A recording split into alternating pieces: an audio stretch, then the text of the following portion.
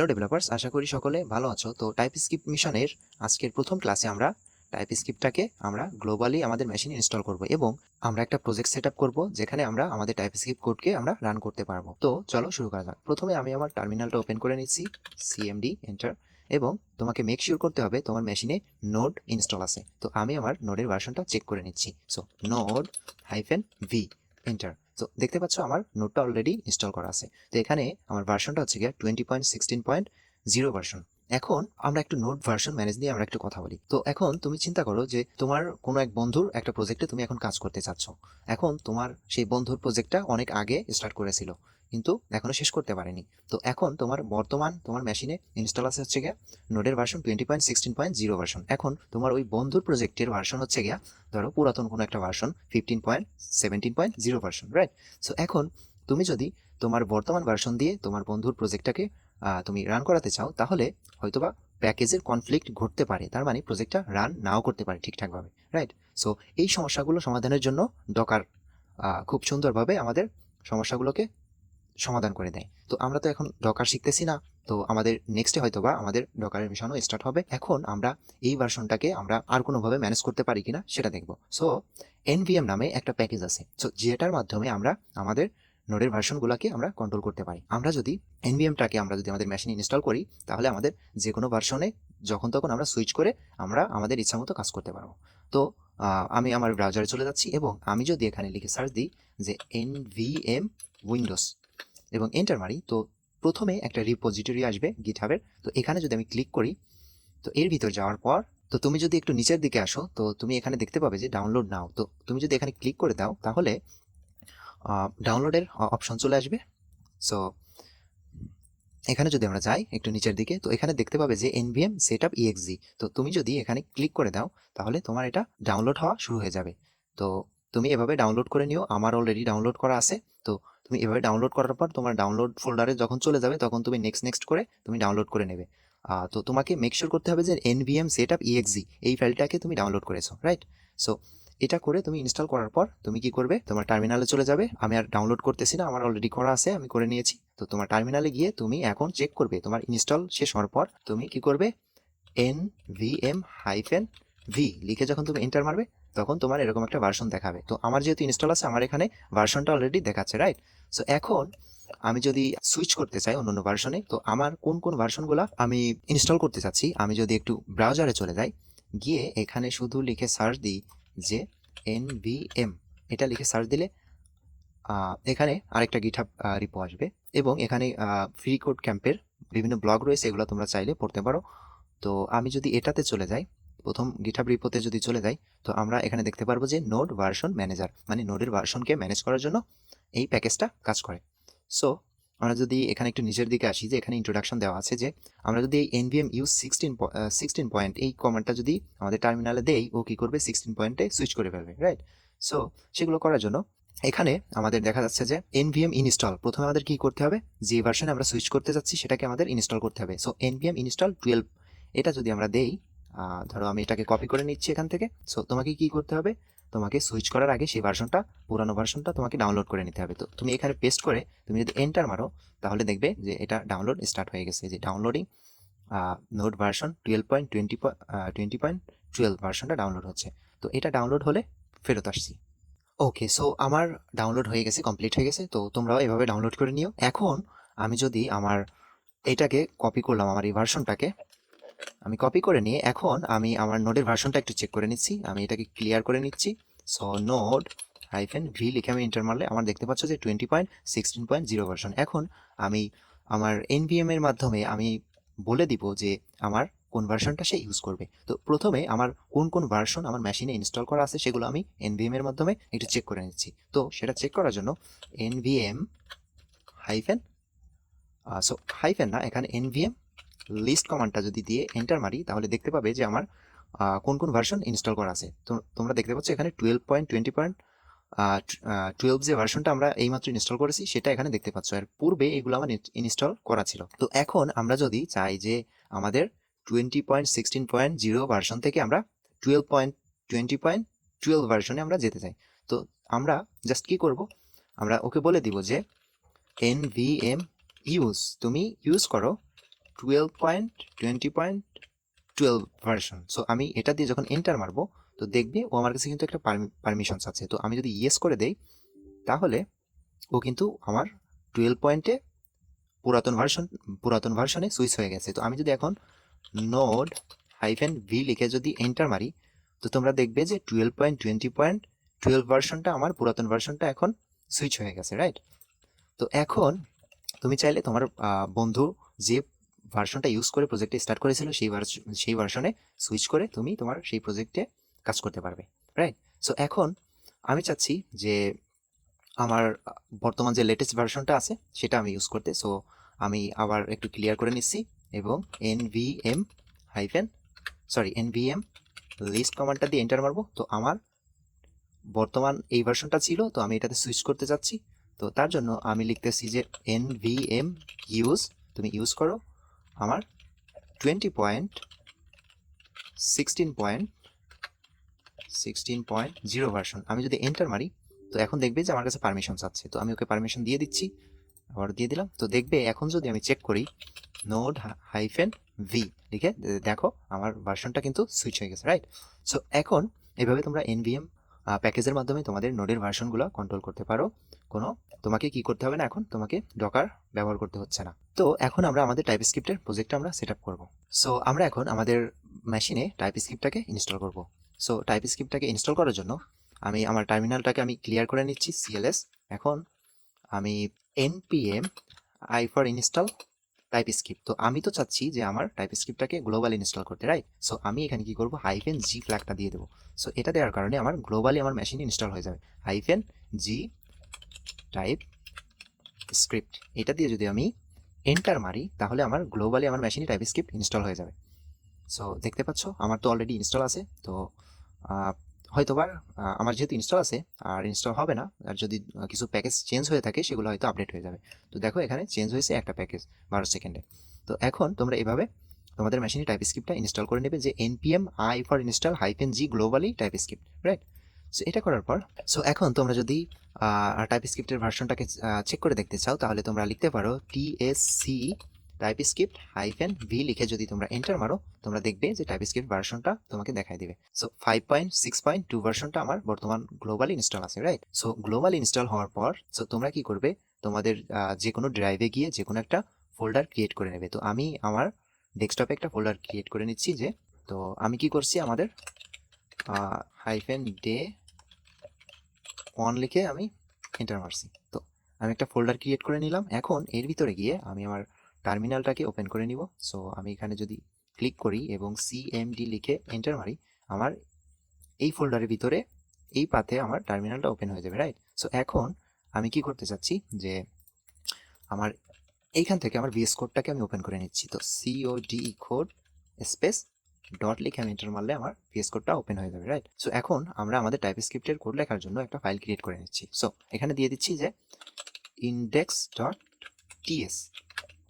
So আমরা যেহেতু টাইপস্ক্রিপ্টের code লিখবো তাই আমাদেরকে জেএস এর পরিবর্তে আমাদেরকে টিএস ব্যবহার করতে হবে, রাইট?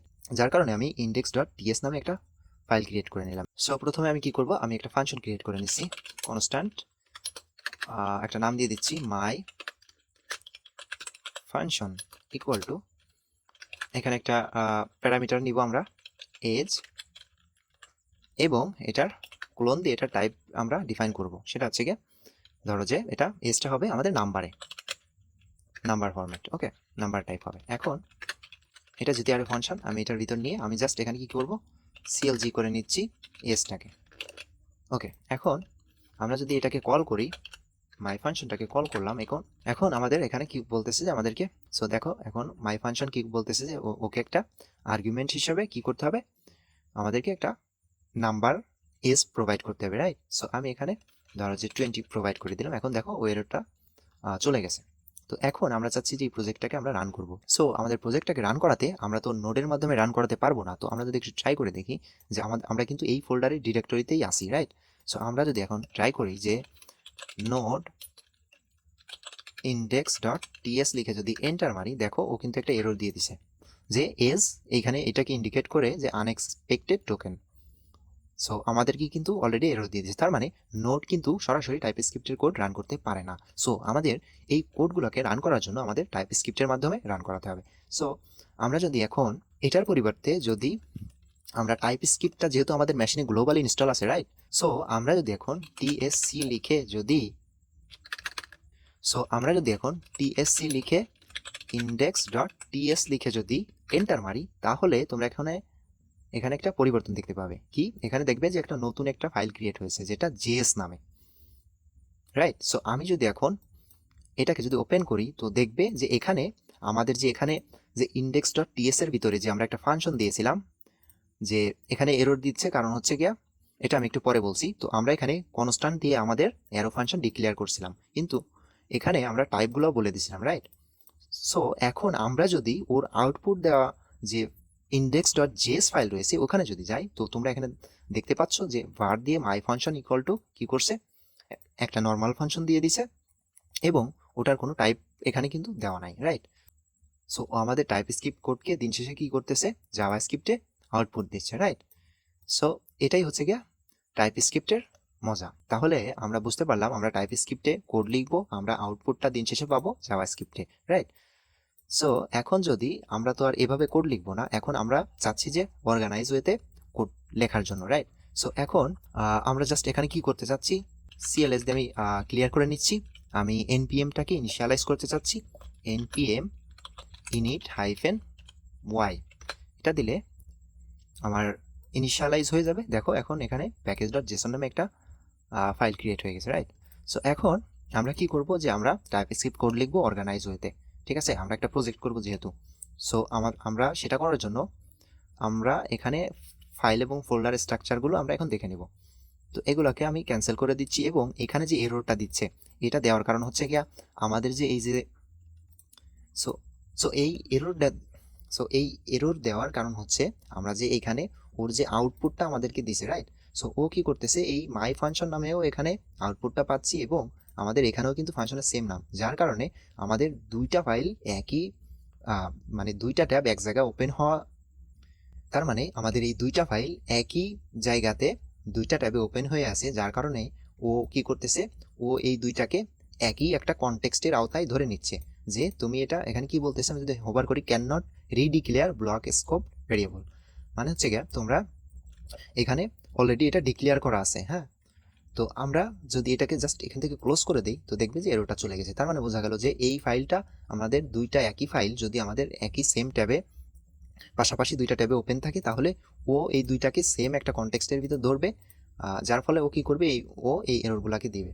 সো আমরা এটাকে কি করব, আমরা এটাকে ক্যান্সেল করে দেব। এখন আমরা চাচ্ছি আমাদের ফোল্ডার স্ট্রাকচারটা মেনটেন করতে। এখন জাস্ট আমরা কি করব, এখানে একটা ফোল্ডার ক্রিয়েট করে নিচ্ছি যে src, ওকে? এখন আমরা চাচ্ছি যে আমাদের এই টাইপস্ক্রিপ্টের কোড আমাদের এই src ফোল্ডারের ভিতর থাকবে। তো আমরা কি করলাম, ধরে নিয়ে ওর ভিতর ছেড়ে দিলাম, রাইট? এখন আমরা কি করব, এটাকে ডিলিট করে দিব। সো আমরা এখানে চাই না এটাকে এখন। তো এখন আমরা কি করব, প্রথমে এখন আমাদের প্রজেক্টের অবস্থা হচ্ছে আমাদের একটা src ফোল্ডার আছে, যার ভিতরে index.ts নামে একটা ফাইল আছে, এবং এর ভিতরে একটা ফাংশন লেখা আছে, রাইট? সো আমরা জাস্ট কি করছি, npmটাকে ইনিশিয়ালাইজ করছি। কিভাবে? যে npm init -y, right? So এটা করার কারণে আমাদের এই প্যাকেজ.json ফাইলটা এসেছে। তো এখন আমরা চাচ্ছি যে আমাদের এই প্রজেক্টে টাইপস্ক্রিপ্টটাকেও ইনিশিয়ালাইজ করতে। সো সেটা করার জন্য আমরা যদি জাস্ট টার্মিনালে এসে আমি একটু ক্লিয়ার করে নিচ্ছি, tsc যদি init, তার মানে ইনিশিয়ালাইজ করতে যাচ্ছি। তো এই কমান্ডটা দিয়ে যদি আমি এন্টার মারি, তো এখানে দেখবে যে এখানে tsconfig.json নামে একটা ফাইল ক্রিয়েট হয়ে গেছে, রাইট? এখন এটার ভিতর যদি আমরা আসি, তো এটার ভিতরে আমরা আমাদের প্রজেক্টটাকে কিভাবে কোথায় কি আউটপুট পাবো আমরা এখানে প্রত্যেকটা জিনিস এখানে বলে দেবো টাইপস্ক্রিপ্টকে।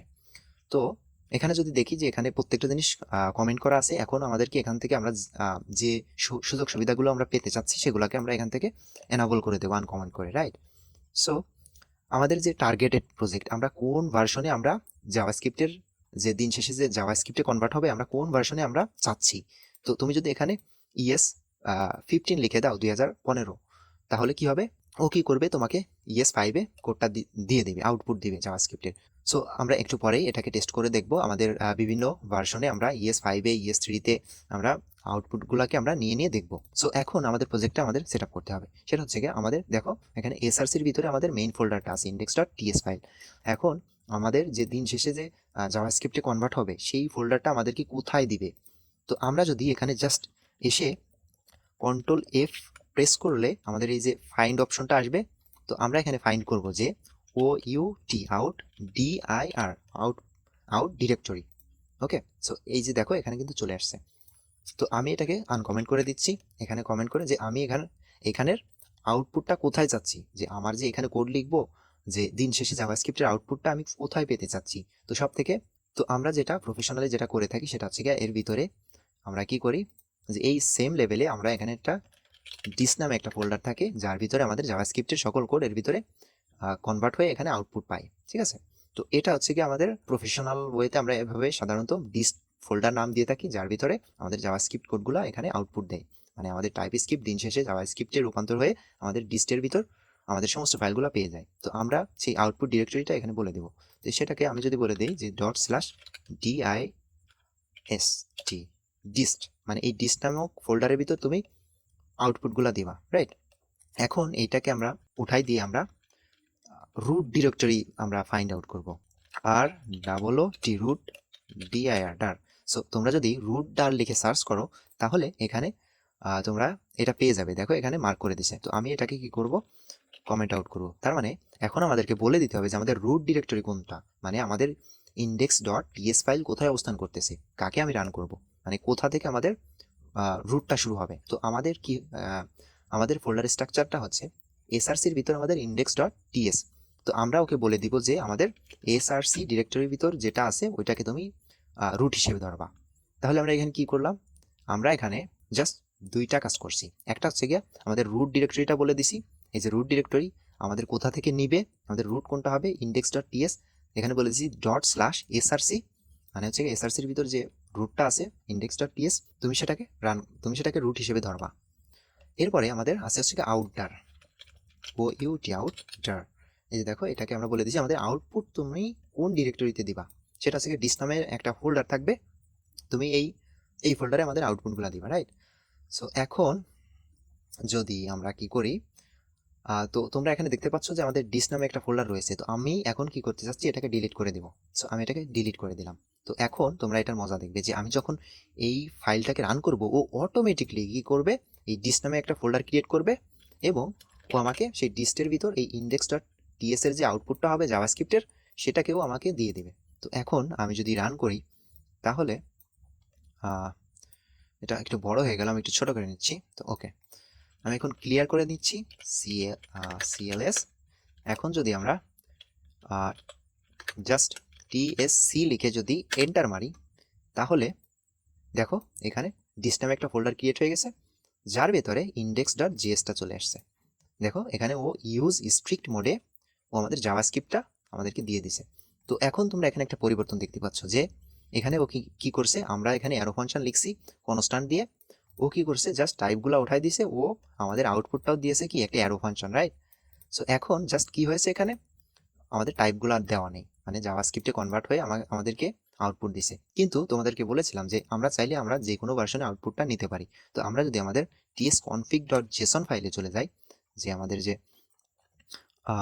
আমরা যে আউটপুট নিতে চাচ্ছি কিসে, এখানে দেওয়া আছে ES 2016, আমরা ES6 এ আউটপুটটা আমাদেরকে দিচ্ছে টার্গেটের যে ভার্সনটা। তো আমরা চাচ্ছি যে ES5 এ দিবা, রাইট।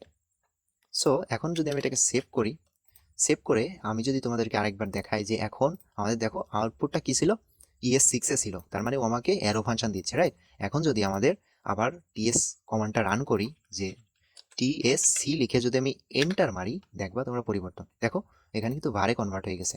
তার মানে ES5 এ আমাদেরকে আউটপুটটা দিচ্ছে। তার মানে তোমরা বুঝতে পারলে যে আমাদের যে কোনো ভার্সনে আমরা কনভার্ট করে নিতে পারি আমাদের জাভাস্ক্রিপ্ট কোডটাকে, রাইট। সো এখন তোমরা কি বুঝলা যে আমরা আমাদের যে কোনো পুরাতন ভার্সনে আমাদের কোডটাকে আউটপুট পেতে পারি, রাইট। আমরা এখানে কোড লিখতেছি ES6 ভার্সনে, কিন্তু আমরা এখানে আউটপুট পাচ্ছি ES5 এ, রাইট। এটা হচ্ছে গিয়ে টাইপস্ক্রিপ্টের আসল মজা।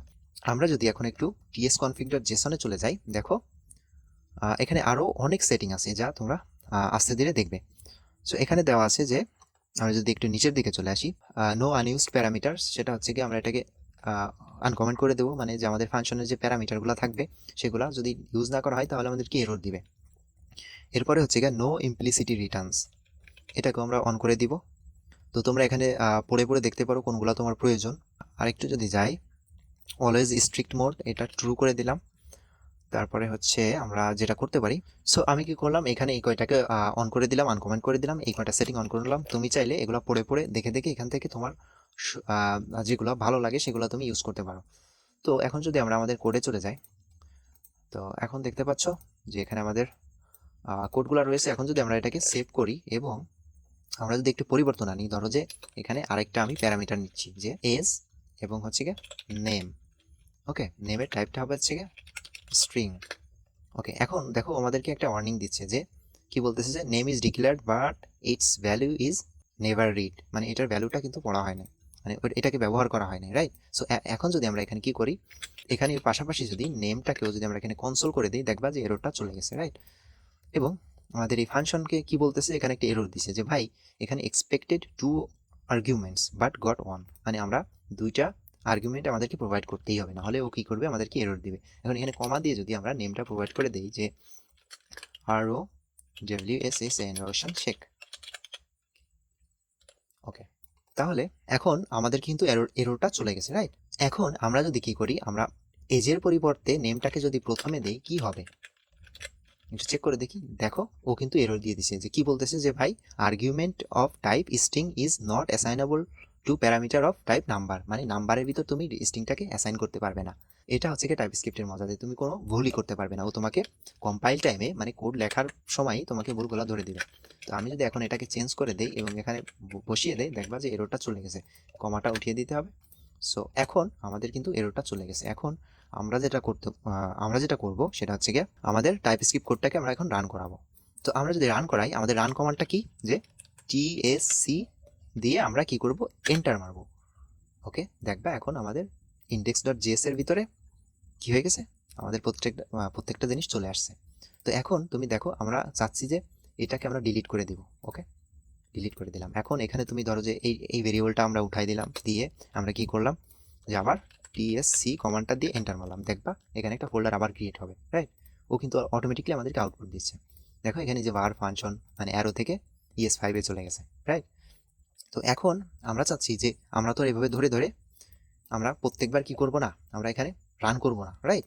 আমরা কি করব, আমরা চাচ্ছি যে আমরা এটাকে একবার রান করে রাখবো, ও অটোমেটিকলি রান হতেই থাকবে, কোনো আউটপুট আমরা যদি এখানে কোনো চেঞ্জ আনি ও নিজে নিজে আপডেট করতে থাকবে। তো সেটা করার জন্য জাস্ট কি করবে তোমরা, TSC hyphen watch, WATCH watch, এই কমান্ডটা যদি তোমরা দিয়ে এন্টার মারো, তাহলে দেখবে যে ওটা এখানে কি করছে, ও ওয়াচিং করা শুরু করে দিছে। এখন ধরো যে আমরা এটাকে ডিলিট করে দিলাম। ওকে, ডিলিট করে দিলাম। এখন যদি আমরা কি করি, দেখো এটা কিন্তু ও চলতেছে। এখন আমরা টার্মিনালে আর হাত দিব না, তো ওটাকে মিনিমাইজ করে দিলাম। এখন আমরা এখানে কি করলাম, জাস্ট একটা Ctrl+S দিলাম। দেখো সাথে সাথেও কিন্তু কি করছে, ডিস নামে একটা ফোল্ডার ক্রিয়েট করে আমাদের আউটপুট দিয়ে দিছে। তার মানে কি, ও কিন্তু অলরেডি রান হয়ে বসে আছে, মানে ও ওয়াচ করে বসে আছে। কোনো পরিবর্তন দেখলেই ও কি করবে, ও এখানে আউটপুট দিয়ে দেবে, রান করে আউটপুট দিয়ে দেবে, রাইট? দেখো এখানে ও বলে দিছে ফাউন্ড 0 এরর্স, মানে কোনো এরর পাই নাই, ও আউটপুট দিয়ে দিছে। আমি যদি আবার আর একটু দেখা, এটাকে ডিলিট করে দিলাম। আবার আমরা কি করব, এটাকে Ctrl+C দিয়ে কাট করলাম। আমরা রান করার কমান্ডটা কি, যে টিএসসি ওয়াচ, WATCH ওয়াচ। এখন তুমি এন্টার মারো, দেখবা এখানে আমাদের ডিস নামক একটা ফোল্ডার ক্রিয়েট হয়ে গেছে, রাইট? সো এটাই হচ্ছে আমাদের বেসিক আমাদের আজকের প্রজেক্ট সেটআপ। তো আশা করি সকলের ভালো লেগেছে। আমরা যদি একটা ওভারভিউ দেওয়ার চেষ্টা করি, আমরা কি করলাম, প্রথমে আমরা যেটা করেছি, এক নম্বরে আমরা নোটটাকে ইনস্টল করেছি, হ্যাঁ, নোটটাকে ইনস্টল করেছি। দ্বিতীয় নম্বরে আমরা কি করছি, এনভিএমটাকে ইনস্টল করেছি, রাইট, ভার্সন ম্যানেজার। এবং দ্বিতীয় ধাপে কি করছি, টাইপ স্ক্রিপ্টটাকে ইনস্টল করেছি। লাইক হচ্ছে গিয়া এখানে নোড ইনস্টল, এনভিএম ইনস্টল শেষ। এরপরে আমরা কি করছি, টাইপ স্ক্রিপ্টটাকে ইনস্টল করেছি, যে npm i for install type SCRIPT, type script. হ্যাঁ, এটা দিয়ে আমরা টাইপস্ক্রিপ্টটাকে গ্লোবালি ইনস্টল করেছি। তো ইনস্টল দেওয়ার পরে -g ফ্ল্যাগটা দিতে হবে, যার কারণে তোমাদের গ্লোবালি ইনস্টল হবে, রাইট? সো এরপরে করার পর আমরা কি করছি, একটা ফোল্ডার ক্রিয়েট করছি, যেখানে এরপর আমরা কি করছি, টাইপস্ক্রিপ্টটা গ্লোবালি ইনস্টল হয়ে গেলে আমরা একটা ফোল্ডার ক্রিয়েট করে নিছি, যেটার ভিতর গিয়ে আমরা কমান্ড দিছি npm init -y, যার কারণে মানে আমাদের এই ফোল্ডারটাকে, এই প্রজেক্টটাকে ইনিশিয়ালাইজ করে নিছি। আমরা কি করছি, আমাদের এই প্রজেক্টটাকে ইনিশিয়ালাইজ করে নিছি। এরপরে আমরা কি করছি, tsc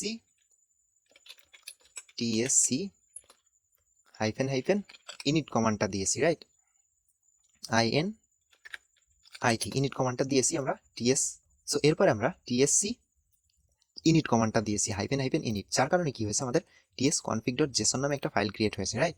সো এরপর আমরা যেটা করছি, যে আমরা যদি এখানে চলে যাই, ওটা করার পর আমরা ts-config ফাইলে চলে গেছি। ts-config ফাইলের ভিতরে config.json এর ভিতরে আমরা কি করছি, এরপর আমরা ts-config.json ফাইলের ভিতরে আমরা কি করছি, root ডিরেক্টরিটা আমরা বলে দিছি, কোনটা ./src রুট ডিরেক্টরিটা আমরা বলে দিছি, রাইট? এর পরবর্তী ধাপে আমরা কি করছি, আমরা যদি এটাকে ডুপ্লিকেট করে নেই, এখানে আউটডার নামে একটা ডিরেক্টরি, একটা লাইন ছিল ts-config.json এর ভিতর, সেখানে আমরা আউটপুটের ডিস নামক একটা ফোল্ডারে আমরা আউটপুট চাচ্ছি, সেটা আমরা ওকে বলে দিছি। তো এই কয়েকটা স্টেপ আমরা কি করছি, শেষ করছি, রাইট? তোমরা একটা জিনিস মনে রাখবে, সেটা হচ্ছে যখন তোমরা দুইটা ট্যাব একসাথে ওপেন করবে, তখন তোমাদেরকে কি করবে, হয়তো লাল বাতি জ্বালাই দিতে পারে। তো তোমরা কি করবে, এগুলোকে ক্লোজ করে দিবে, ঠিক আছে? তো এই প্রবলেমটা আমরা কিভাবে সলভ করতে পারি আমরা দেখব পরবর্তী ভিডিও।